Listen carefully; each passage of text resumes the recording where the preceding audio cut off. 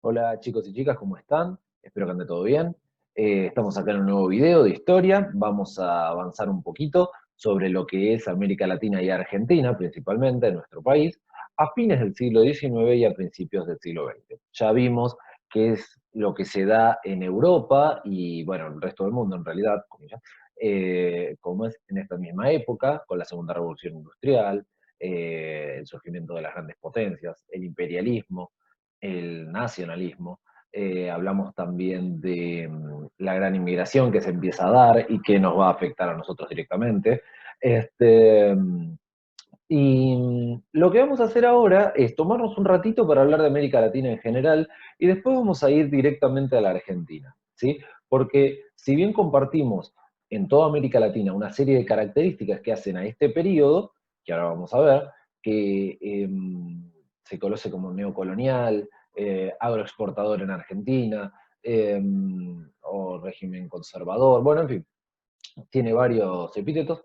Vamos a tomarnos un minutito para hablar de América Latina y después vamos a ir haciendo varios videos más cortos para que no se haga todo muy pesado, puntualizando en Argentina. Pero recordar, y ahora lo vamos a decir mejor, que se comparten características en América Latina con diferencias puntuales y fuertes, las hay, ¿sí? Esas diferencias, pero aún así hay similitudes en cada uno de los países, ¿sí? Vamos a ver un poquitito de qué estoy hablando cuando estoy diciendo esto, ¿sí? Veamos acá. Eh, Años primero, 1880, 1916 o 1930. Bueno, años más, años menos. Para América Latina esto va variando y ahí sí entran en consideración las diferencias de cada país. Para Argentina, claramente podemos decir que esto va de 1880, cuando Julio Argentino Roca, el representante de una nueva generación de presidentes que se los va a conocer como la generación del 80, justamente, va a asumir el mando de la Argentina y desde ahí arranca un orden totalmente diferente a lo que había hasta ahora, ¿sí?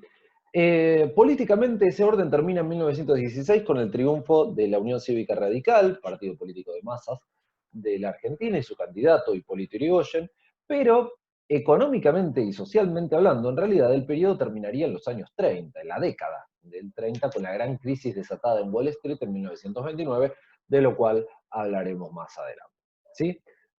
Primera consideración. Si hablamos de América Latina, siguiendo al historiador Tulio Alperindongui, los periodos en América Latina, para hablar a grosso modo, tenemos el orden colonial que viene desde la conquista.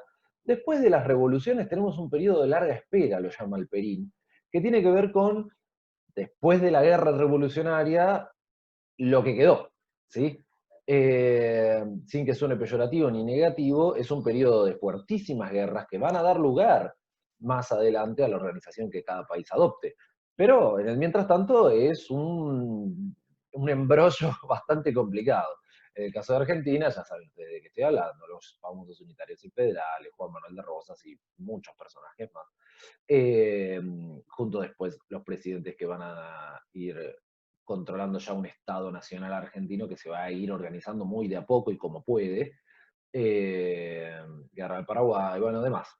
Conflictos que en cada región dentro del gran continente van afectando de distinto modo.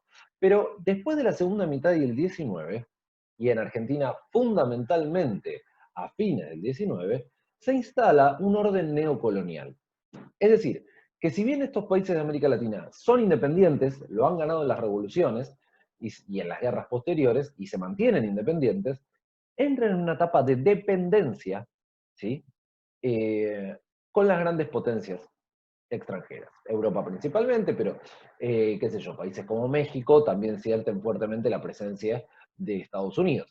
Eh, y viene dado de la mano del imperialismo y la economía, ¿sí? Los países de América Latina van a convertirse en economías de enclave, lo que significa que van a producir lo que en sus países, por sus condiciones naturales, pueden hacer y que el mercado necesita. Y van a importar la gran mayoría, o al principio todo, de los productos industriales, ¿sí? Eso es lo que en Argentina se va a conocer como modelo agroexportador y vamos a desarrollar fuertemente aquí, ¿sí? Eh, Ocurre una división internacional del trabajo, como se la conoció, en la cual los grandes países europeos, Estados Unidos y otras potencias que andan por ahí, que no son de Europa, se especializan en la producción de manufacturas, algunos también, como es Estados Unidos, en la producción de materias primas, pero mayormente van a importar esas materias primas que necesitan de otros países. ¿Cuáles son esos países o regiones? África y Asia conquistadas y colonizadas, ¿sí?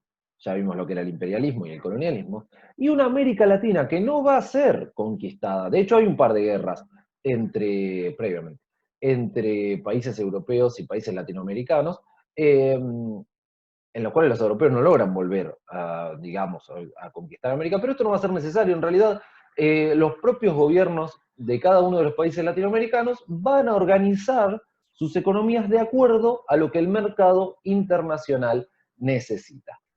¿Sí? Esto que quede claro porque es muy importante para lo que va a venir más adelante. Esto nos va a dar a países que van a tener fabulosas ganancias. La Argentina es un gran ejemplo de ello, el modelo agroexportador entra muchísima riqueza al país, pero que no van a lograr un desarrollo absoluto de la economía como se logra en otros lugares. Con absoluto me refiero, vamos a tener poco o nulo, dependiendo cada lugar, de desarrollo industrial. Lo que convierte a los países, el nuestro por ejemplo, en países con grandes riquezas, pero dependientes totalmente de que le compren y le vendan los productos de afuera. ¿Sí? Si empezamos a puntualizar en Argentina, esta línea de tiempo que la voy a dejar solamente un ratito para que ustedes puedan ver cuáles son estos presidentes que, que tenemos presentes en lo que llamamos este régimen conservador o oligárquico, como se lo dio en llamar, o la Argentina agroexportadora, si ustedes quieren.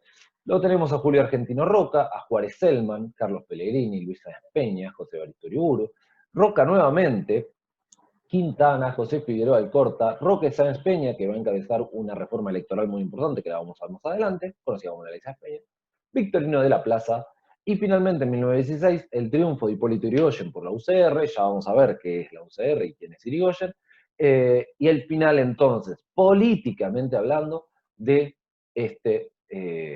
esta Argentina oligárquica. ¿Sí? Tenemos muchos eventos en el medio, como se ven en la línea de tiempo. No me voy a referir a todos, no hay necesidad, lo vamos a ir nombrando algunos a lo largo de este y los otros videos, y algunos más adelante porque esto hay que trabajarlo largo y tendido. Pero, importante tener en cuenta que se desarrolla el modelo agroexportador, ahora vamos a ver bien qué es, en Argentina, durante todo este periodo, y es al mismo tiempo el periodo de la gran inmigración, la llegada masiva de inmigrantes europeos, principalmente españoles e italianos, pero también de otros lugares, que van a ir formando entonces lo que nosotros vamos a conocer como, bueno, nuestra Argentina, y en realidad el resto de los países también tienen gran cantidad de inmigrantes, y esto es un proceso general, ¿sí? Como les decía antes, entonces vamos a dividir esto en varios videos más cortos, ¿sí? El próximo vamos a hablar del modelo agroexportador, la parte económica, después vamos a ir a la parte social, y finalmente a la parte política, ¿sí?